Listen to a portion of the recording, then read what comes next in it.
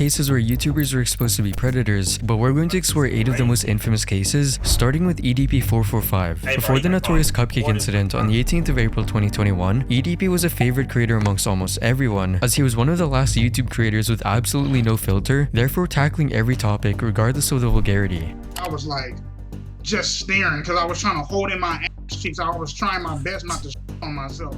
No doubt, EDP had some hilarious moments throughout his career, building a fanbase that was always there to support him. However, this support from fans would soon be put to the test because EDP's career was about to take a controversial turn. In July 2020, rumors started to spread, claiming that EDP was inappropriately messaging his underage fans. And while EDP addressed the situation, claiming he was innocent, some people were unconvinced. One of these people was a YouTuber named Cold Raven, who uploaded a series of videos in an attempt to expose EDP. Still, despite all the evidence Cold Raven provided, viewers quickly concluded that he was simply using EDP's name for clicks. But Cold Raven was still committed to exposing EDP. The next time, one of Cold Raven's viewers set up a decoy account posing as a minor, which successfully baited EDP into messaging them. And by the end of 2020, EDP was caught 8 times trying to meet up with underage people. The story would then take a massive 8 times, not once, not twice.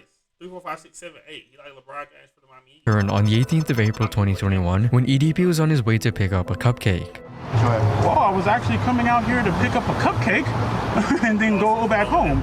However, when EDP arrived, he was instead confronted by a group of people who were all part of a massive sting operation set up to expose him. The situation quickly became one of the most talked about things on the internet, and EDP slowly lost everything. His YouTube account was deleted, he was fired from his job, and struggled to find new ways to make a living. The story could have ended here if it wasn't for prominent names like Gideon and Skeeter Jean, who teamed up together to, once again, catch EDP445 in the act. On September 3rd, 2023, Gideon posted a 12-second clip on TikTok showcasing him and Skeeter Jean supposedly confronting EDP. You know, this is not a fucking joke, man. I'm just seldom at a loss for words. You know, 2 years ago you were caught kiss my ass in 4K trying to meet a 13-year-old. And really, I'm not talking to you. He's talking to you. My nigga, this is bullshit, man, that y'all pulling right now.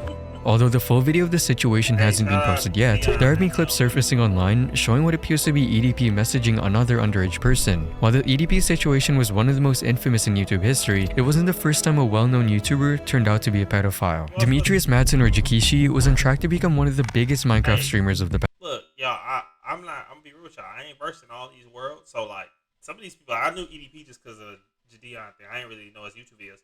I don't know this guy either, man. Last decade. But when he was exposed to be a pedophile, his career changed forever. After catching the attention of the biggest Minecraft content creator, Dream, for his quote kind and loving personality, Jaishi was invited to become part of the most famous Minecraft server in the world, the Dream SMP. However, for fans of the Dream SMP, Jaishi's sudden disappearance may come as a surprise. The reason for his absence dates back to October 2021, just 2 days after his introduction to the Dream SMP, when disturbing allegations of grooming began surfacing on Twitter by a user named Valksy.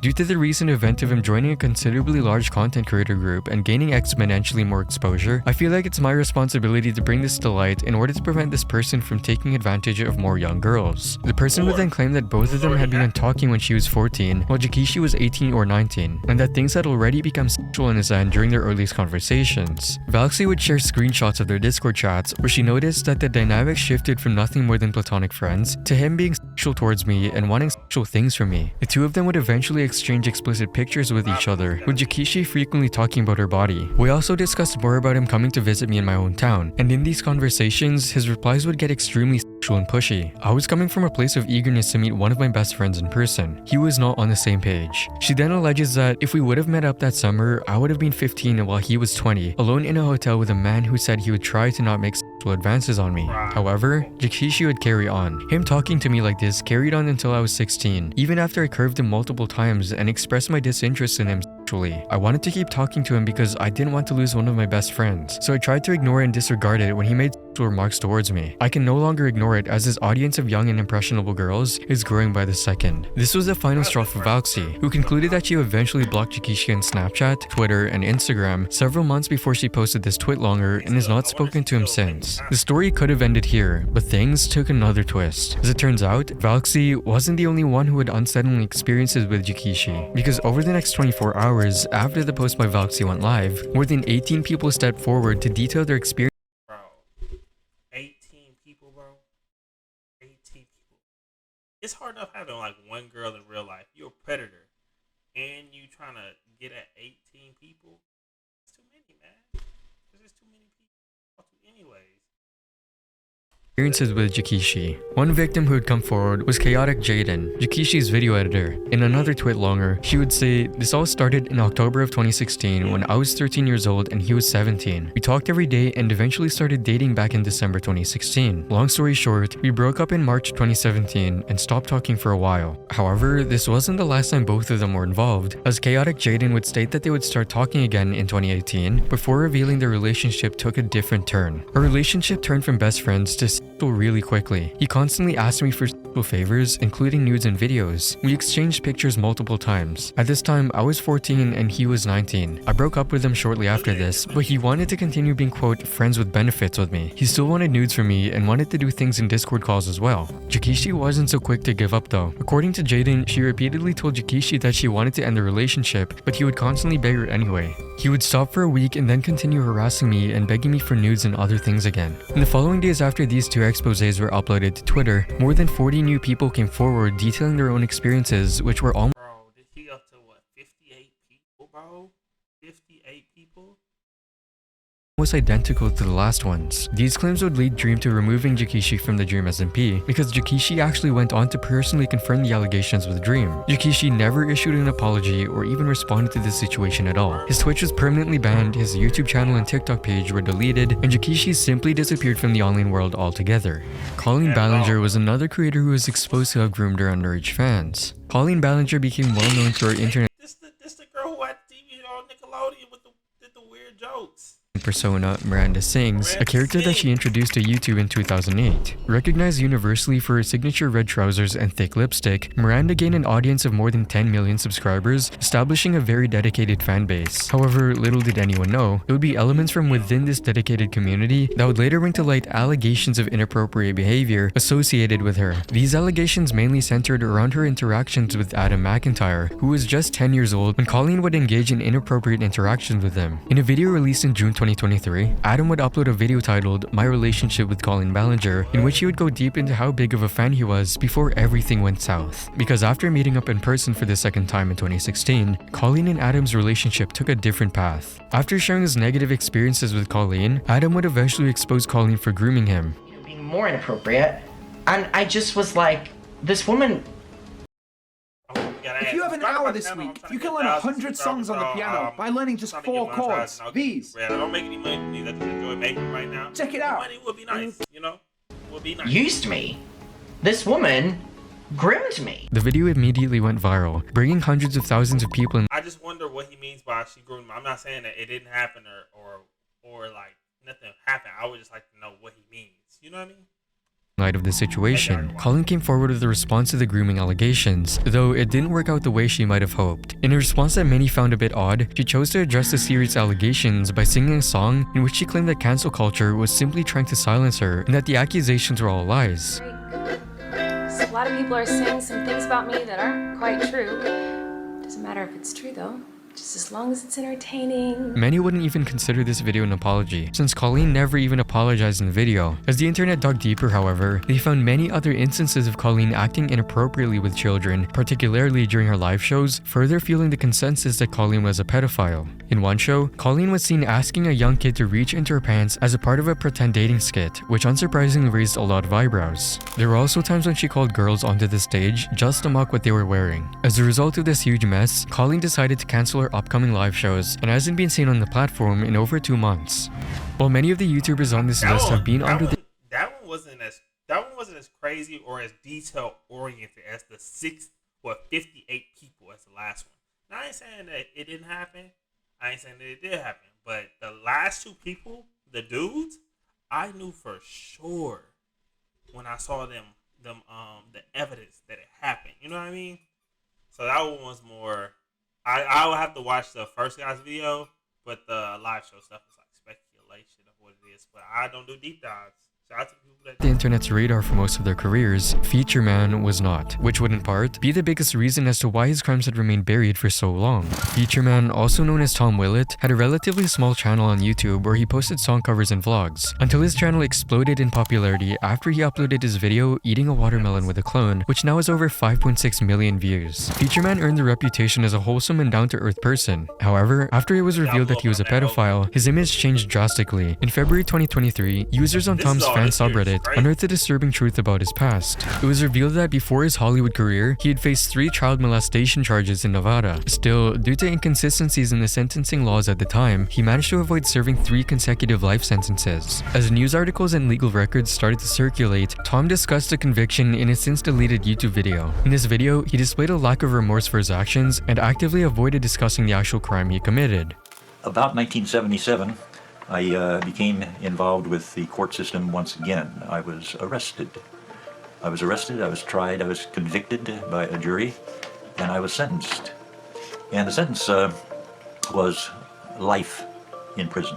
Instead, Feature Man dove into legal intricacies and how he managed to evade the sentencing. He even concluded the video by advising people to stand their ground and credited his freedom to having some friends. Anyone who's in a situation where you are dealing with law enforcement that is not proper, do stand your ground. I did not make any deals with any police or district attorney or anyone. Everything happened because I happened to have some friends.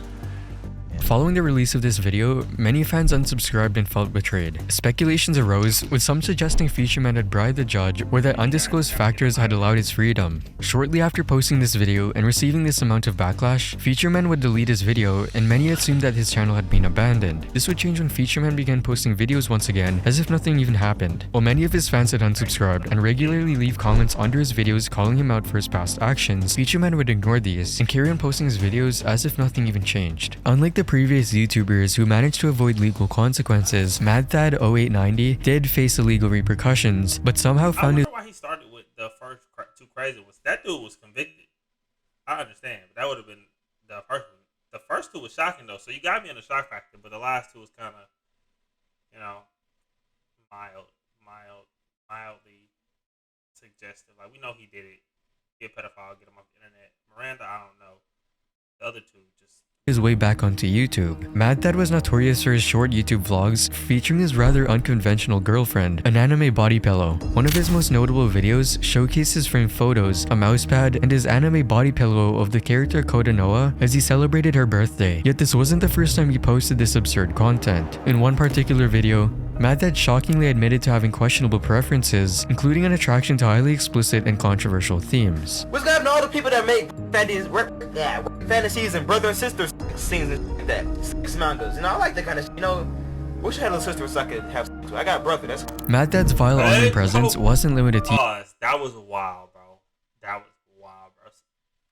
YouTube. He also had a presence on Facebook. On this platform, he posted disturbing content about how to look for illegal content and how to encrypt them. And in 2013, the FBI seized all of MadDad's electronic devices after receiving an anonymous tip about his online activities. Although MadDad claimed that the posts related to explicit content were a prank, the FBI made a shocking discovery: a folder on his hard drive containing more than 300 illegal photographs and movies labeled "Don't Click." Surprisingly, MadDad managed to avoid jail time and was instead granted bail, which came with strict conditions, including wearing an ankle monitor and a prohibition from using the internet until his jail period ended. Just 3 days before his bail was set to end, MadDad made a crucial mistake by posting something incriminating on Twitter.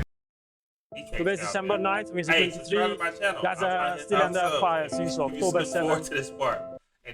This action further implicated him, and this time, the FBI took a more severe stance. MadDad was compelled to accept another plea deal that would result in a prison sentence ranging from 5 to 20 years. Additionally, he was required to delete all his online accounts and register as a sex offender for the remainder of his life. Court documents revealed that MadDad's sentencing was influenced by the disturbing discovery of over 600 illegal photographs involving, quote, sadistic or masochistic conduct. MadDad served his prison sentence until his release on October 9th, 2018. His Parole conditions included restrictions such as not being allowed to own or purchase anything from shops selling explicit material after his release, submitting all online account passwords to the US Department of Justice, and using a single internet-connected device. While it might seem like the story has a positive outcome with MadDad behind bars, there's a concerning twist. You see, MadDad was released in 2018, and he started posting on YouTube again. Perhaps MadDad's channel has shifted from anime-centered content to a rant channel due to his parole conditions. Nowadays, MadDad discusses many topics, including internet culture, Pride Month, and video games. Yet the most troubling aspect of this story is despite his criminal history, MadDad can still post videos on YouTube, raising concerns about the platform's policies and how it addresses such issues.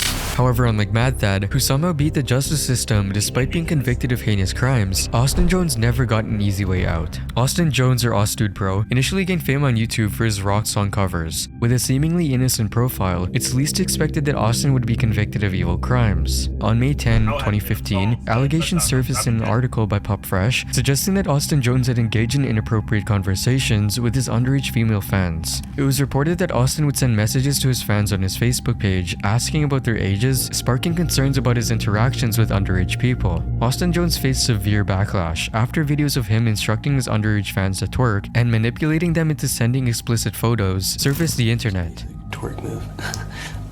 So this is what you do.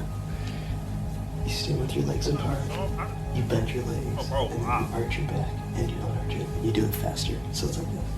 In response to these allegations, he released a video titled "Setting the Record Straight," where he addressed his involvement in discussions about twerking videos. I used to ask fans for twerking videos. Yes, twerking, the dance move. It's not something that I'm proud of. It's not something that I think is right. And I shouldn't have done it. However, the video received mixed reviews from fans, with some supporting him while others demanded further action against Austin, seeing that he merely tried to guilt-trip people into thinking he was a victim. In the video, Austin revealed that reading hateful comments on social media platforms had a detrimental effect on his mental health, leading to severe depression. It really blew up online. The creator said though, just close your laptop, bro. Get off the internet. Get off the internet. And people are mean. Like, the more comments I get are not like nice comments. People are so mean on the internet. I remember I made some video, bro, and dude was just roasting me. He was like, I got a decent sized nose, and he was roasting my nose. He roasted the mic. He roasted everything about the video. I ain't delete the comment. I ain't say nothing. I hearted it. Help me on the algorithm and call it a day. I just go. It's just the internet, bro. Sent me down a path that this guy is pretty scary. Wow. He angrily denied all the allegations. They're just not true. Nothing ever went further than twerking videos. There were never any nudes, never any physical contact. It never happened. So, I just have to get that out there because nothing ever went further. And even went as far as sharing personal aspects of his life, some that were not even related to the original topic, such as the passing of his sister when he was 6 years old and his parents' divorce when he was young. I experienced death and loss at a very young age. I had an older sister. She passed away when she was 10 years old. I was 6 years old at the time. Losing a sibling for anybody is tragic, and going through it at such a young age was very difficult for me. Comments were quick to call out his actions, pointing out how he was merely trying to use his sad story to gain sympathy from his viewers. Don't use the death of your poor sister for sympathy points. What an insult to her memory and those that will forever mourn her. The thing that's crazy is that this guy thinks this is an apology video. It's just him giving excuses and telling his tragic backstory for 16 minutes. Like, that is not an apology. A warrant for Austin Jones' arrest was issued on June 9th, 2017, and he was subsequently arrested 3 days later at an airport in Chicago. Federal investigators discovered 4 pieces of evidence of Austin clearly grooming fans from 2016 to 2017. And since dozens of fans had already alleged Austin had groomed them, it's obvious that there were way more than 4 cases. During a phone search, the police discovered inappropriate text messages between Austin and his underage fans. Austin Jones was released 3 days after posting a $100,000 bond, but was placed under house arrest with restrictions that included a prohibition on using the internet. However, this state did not last for too long. On May 3rd, 2019, Austin Jones pleaded guilty to all the charges and was sentenced to 10 years in federal prison, with 8 years monitoring his release, scheduled on December 31, 2027. In hindsight, it's hardly surprising that Zaza faced legal trouble related to sexual activity with a 13-year-old girl, given his history. Zaza was known for his nerdy and incel personality type on YouTube. He gained recognition for creating content that often involved approaching girls in public and asking them out. Can I have your phone number? dang it. Zaza started his channel at the age of 12, primarily focusing on RuneScape content. However, he transitioned into making fake storytime videos, like one where he pretended to ask a girl to be his Valentine, which ended up with him simulating her with a knife. Hi, I'm pretty sure you already know this, but I don't have a Valentine yet. I saw this girl and I came up to her and then I said, hey, you want to be my Valentine? And then she was just laughing at me. She laughed at me and she said, no. What? Come back here, please. And then she came back here and then I got out my knife and I in her boob. He continued to create these fake storytime videos, but eventually shifted to approaching girls in public and documenting his interactions with them. Zazaf's most popular video featured him finally being able to hug a girl, which garnered millions of views and substantially increased his subscriber count to over 60,000. I cannot believe what happened to me today. I got hugged by a girl and she is pretty hot. She was my cousin. As time passed, Zazaf created a new series on his channel, live streaming his encounters with girls in his local area. Although these live streams have since been removed by YouTube, they attracted the attention of local authorities. In a video titled I Got Swatted by Police, posted in 2018, Zazaf revealed that law enforcement had visited his home to inquire about his live streaming activities. Yesterday I got swatted by the cops because of my live streams. They knocked on my door and they pretty much asked me what am I doing with my live stream. A video about live streamers one of these days, bro. And why people do like they do the weirdest things on live streams, man. Like it's always cringy. It's never anything like calm and collected. It's always the wildest shot value type things, and then they don't expect to get like swatted, or they don't expect for the police to like, why are you harassing people? You know what I mean? And they told me I can't be sexually harassing girls and stuff, and they said that I can get arrested. In this video, he was quick to assert that he wasn't sexually harassing any girls during these interactions. I'm not sexually harassing any girls, because I'm really not sexually harassing any girls. Following the visit from police, they would then go on to look through Zazaf's devices and questioned him about his search history. So they looked through my computer, they looked through my phone, and they looked through my iPod Touch, and they were asking me. Another ad.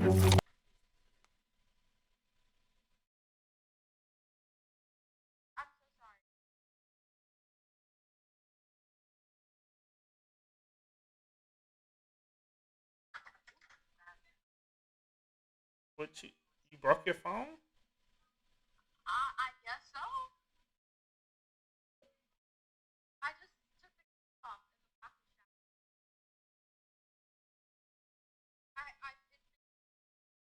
I just love you. Bye.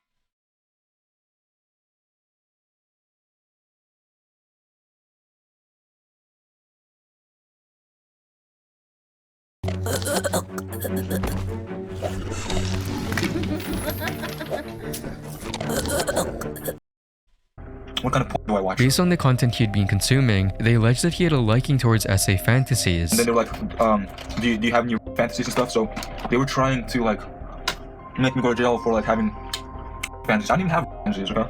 Despite the police's warning that he should no longer film those live streams, Zazaf continued his activities for a time, and if anything, only strengthened his need to continue streaming. For a while, Zazaf would continue streaming as usual, taking to the streets and talking to women, and posting a few videos as well. This is when, with seemingly no warning, Zazaf would stop uploading. And on the 4th of May 2018, news broke that Zazaf was arrested. In a 2018 CBS article, Zazaf would make a reappearance, where it was reported that Roseville police say 22-year-old Alexander Rudenko had arranged to meet up with what he believed was a 13-year-old girl he had been talking to on social media. However, when he arrived in Roseville for the meetup, he was confronted by law enforcement instead. Rudenko was then arrested and faced charges related to attempting to meet a minor, with a bail set at $200,000. And on May 9, 2019, Zazaf received a sentence of 364 days in jail and was placed on a 4-year probation period, requiring him to register as a sex offender. Zaza's story took another disturbing turn in 2022 when another CBS News article reported his arrest once again. According to the article, the Sacramento County Sheriff's Office says 26-year-old Alexander Rudenko was arrested on August 30 on 5 counts related to sex crimes. Detectives say that the arrest stems from an investigation into Rudenko and 2 underage girls. Zaza was known to authorities for frequently arranging meetings with minors using a fake name and profile online, and while the exact circumstances of his most recent arrest were not disclosed, detectives say the 2 girls he allegedly assaulted were 13 and 17 years old. Despite this latest encounter with police, Zaza was once again released on a $135,000 bail and scheduled to appear in court in early October. While Zaza as a YouTuber showed glaring signs of degenerate behavior, Plasma Master Don, a sweet old man singing song covers, would shock the internet with his horrible past. Why all the song cover dudes be doing stuff like this? Like, it was, what, 3 people on here with song covers? Plasma Master Don, a YouTuber in his early 70s, had gained popularity for creating videos where he sang covers of popular songs. Many viewers considered him their grandpa due to his wholesome and sweet online persona, as evident in the comment sections of his videos. However, this image was shattered in 2020 when a YouTuber named Nick Crowley uploaded a video to his channel raising concerns that Plasma Master Don might be a recently registered sex offender. Nick Crowley first came across this theory in a post on the r/2 morbid reality subreddit. This post contained links to 2 now deleted sex offender registry sites, both displaying an individual named Donzel Edward Owens, a 73-year-old man from Ohio. Donzel was arrested on August 19, 2019 for sexual imposition when he was 71 years old, just 1 month before his 72nd birthday. The victim in this case was an underage boy, and the allegations involve unwanted contact. The theory proposed in the subreddit suggested that Donzel Edwards Owens and Plasma Master Don might be the same person, primarily based on similarities in their appearances. And while Plasma Master Don claimed that he was not the same person in the offender registry site, further investigation revealed some crucial details. For example, the site listed Donzel Edward Owens' birth date as September 10, 1947, which matched the birthday listed by Plasma Master Don in the About Us section of his YouTube channel. Notably, Donzel Edwards Owens drove a white 2005 Buick Century. Coincidentally, the same car seen in the possession of the owner of the Plasma Master Don channel, as showcased in the video titled "My Car 2005 Buick Century." Just 4 days after the r/morbid reality post was published, Plasma Master Don announced that he would likely be stepping away from YouTube. He attributed this decision to his health issues, affecting his singing abilities, and he disclosed having COPD, a common lung disease causing restricted airflow and breathing problems. This video became Don's immediate follow-up after being exposed as a potential predator, fueling further speculation regarding his alleged sexual misconduct. Some individuals speculated that Don may have used these health concerns as an excuse to avoid addressing the allegations against him. Plasma Master Don's last video was uploaded on November 18, 2020, a mere 8 days before Thanksgiving. To his viewers, this seemed like the ending to Plasma Master Don's story. He was another predator who, like many on this list, was able to evade actually atoning for his behavior. That is, until December of 2020, only a month after posting his last video, that an article was posted. In the article, you can see that Plasma Master Don passed away at Salem Hospital after a prolonged illness at 73 years old. Fans of his channel were left with a sour taste in their mouths, not only for this predator who had built a seemingly innocent platform, but the fact that his channel still stands untouched. Alright, man, tell me what y'all think.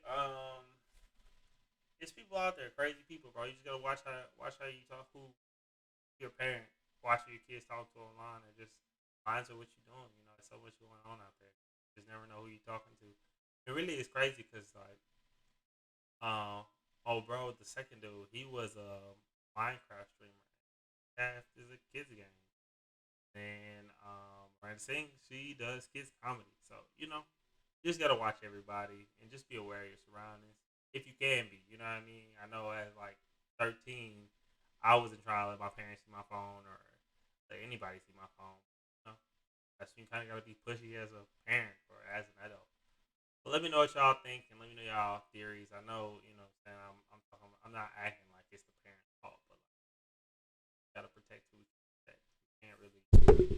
We can't really, you know, what's the word? Can't make adults stop doing what they're gonna do, but start protecting. So let me know what y'all think in the comments, man. I'm down to have a convo about it. Until next time.